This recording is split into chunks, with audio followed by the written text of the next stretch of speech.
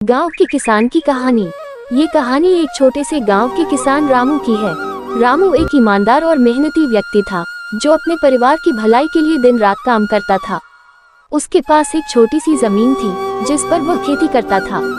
उसके खेत में गेहूं, धान और सब्जियां उगती थी, लेकिन उसकी हालत हमेशा काफी मुश्किलों से जूझती रहती थी। रामू का एक सपना था कि वह अपने खेतों से अच्छे उत्पादन के साथ अपने परिवार का जीवन सुधार सके।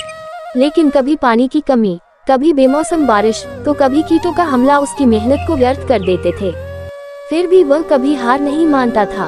वह हमेशा यही सोचता था कि मेहनत करने से एक न एक दिन खुशियां जरूर आएंगी। एक साल गांव में सूखा पड़ा और उसकी फसल पूरी तरह से नष्ट हो गई। रामू बहुत दुखी हुआ, लेकिन उसने हिम्मत नहीं हारी। उसने अपने पुराने उपकरण बेचकर एक नया ट्रैक्टर खरीदा, ताकि वह अपने खेतों की देखभाल और सिंचाई बेहतर तरीके से कर सके।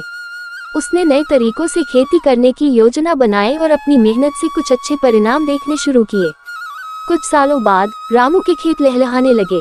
उसके पास इतनी अच्छी फसल आई कि न केवल उसने अपने परिवार की हालत सुधारी, बल्कि गांव में दूसरों को भी खेती के नए तरीके सिखाने लगा।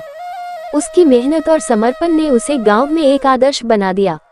रामू की कहानी यह बताती है कि कठिनाइयां हर किसी के रास्ते में आती हैं, लेकिन अगर इंसान अपने काम में ईमानदारी और मेहनत से जुटा रहे, तो वह किसी भी समस्या को पार कर सकता है।